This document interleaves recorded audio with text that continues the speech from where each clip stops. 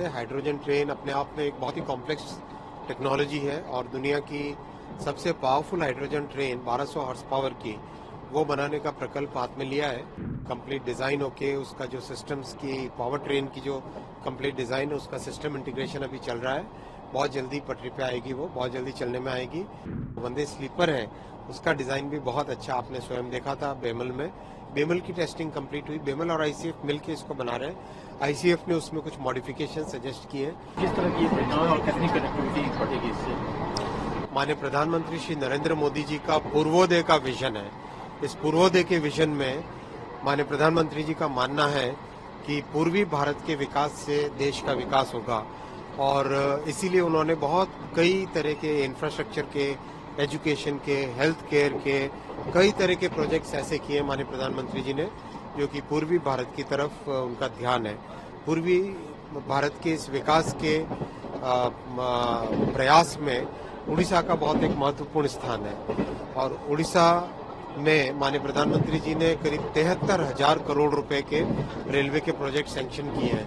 इस तीसरी टर्म में ही जून के बाद में करीब 20,000 करोड़ रुपए के रेलवे के नए प्रोजेक्ट सैंक्शन किए माननीय प्रधानमंत्री जी ने। इन प्रोजेक्ट्स की अगर हम बात करें तो बहुत ही महत्वपूर्ण प्रोजेक्ट्स हैं। गुणुपुर थिरुबाली, जूनागढ़ नवरंगपुर, मलकानगिरी भद्राचलम, बादामपाड़ केउंझर, बांगरीपोसी गोरू महिसाणी, बुरामुरा चाकुलिया, सरडेगा भालूमुड़ा, बरगढ़ से नोआपड़ा, ये सारे के सारे प्रोजेक्ट्स करीब 20,000 करोड़ के हैं। तो इनमें से 3 प्रोजेक्ट्स आज जो कि मयूरभंज और केउंझर जिले के हैं उनका माननीय राष्ट्रपति जी ने आज भूमि पूजन किया। ये तीनों प्रोजेक्ट्स बहुत इंपॉर्टेंट है।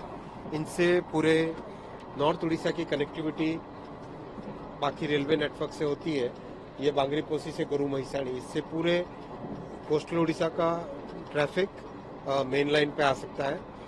बुरामुरा चकुलिया से ईस्ट की तरफ जा सकता है और केउंझर से बादाम पहाड़ से सेंट्रल उड़ीसा का ट्रैफिक सारा नॉर्थ उड़ीसा से होते हुए मेन लाइन में आता है।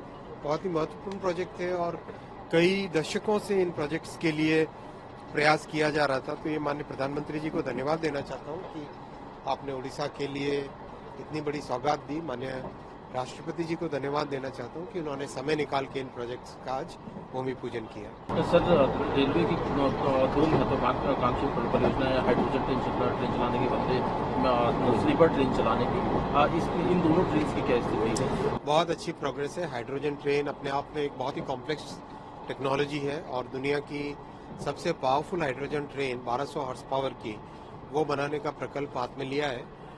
कंप्लीट डिजाइन होके उसका जो सिस्टम्स की पावर ट्रेन की जो कंप्लीट डिजाइन है उसका सिस्टम इंटीग्रेशन अभी चल रहा है। बहुत जल्दी पटरी पे आएगी, वो बहुत जल्दी चलने में आएगी। वैसे ही जो वंदे स्लीपर है उसका डिजाइन भी बहुत अच्छा, आपने स्वयं देखा था बेमल में। बेमल की टेस्टिंग कंप्लीट हुई, बेमल और आईसीएफ मिलकर इसको बना रहे हैं। आईसीएफ ने उसमें कुछ मॉडिफिकेशन सजेस्ट किए। आईसीएफ का बहुत लंबा अनुभव है स्लीपर ट्रेन बनाने का, तो वो मॉडिफिकेशंस कंप्लीट होते ही वो भी सर्विस में आ जाएगी। ठीक सर, आखिरी सवाल है, क्योंकि आपने उड़ीसा में प्रशासनिक अधिकारी के तौर पर भी कार्य किया है, तो वो दौर और आज का दौर जिसमें कि मोदी जी विकास की परियोजनाओं को गति दे रहे हैं, तो जो यहाँ का ट्राइबल है वो मेन लाइन से कनेक्ट होने में कितना कनेक्ट हो पाया है? उड़ीसा के आदिवासी समाज को विकास, उनके विकास के लिए हेल्थ केयर, उनके लिए एजुकेशन, उनके लिए नए रोजगार के अवसर, इन सब पे बहुत बड़ा फोकस है प्रधानमंत्री श्री नरेंद्र मोदी जी का। आप जानते हैं कि भगवान श्री बिरसा मुंडा को किस तरह से उनके याद में किस तरह से जनजाति गौरव दिवस मनाया जा रहा है। देश में जगह जगह जो आदिवासी कल्चर के, जैसे मानगढ़ धाम है, आदिवासी कल्चर के बड़े जो पैमाने उन सबको संजोकर और साथ ही साथ आदिवासी समाज में जैसे सिकल सेल की बीमारी होती है उसका एक उन्मूलन करें। हर तरह की इस तरह से बारीकी से गहराई के साथ काम किया जा रहा है। जैसे पीएम जनमन कार्यक्रम हाथ में लिया, ये जो पर्टिकुलरली वल्नरेबल ट्राइबल ग्रुप्स हैं उनके विकास के लिए तो प्रधानमंत्री श्री नरेंद्र मोदी जी ने बहुत ध्यान दिया। जैसे आज एक बड़ी अच्छी खुशखबरी की बात आई कि दूरदर्शन में संथाली भाषा में न्यूज आए ताकि हमारे संथाली भाषा बोलने वाले जो आदिवासी समुदाय हैं उन सबको दूरदर्शन की सेवा मिल सके। तो वो भी आज अनाउंसमेंट हुआ है। अगले हफ्ते से संथाली भाषा में इसका हफ्ते में एक दिन न्यूज़ बुलेटिन आएगा संथाली भाषा में।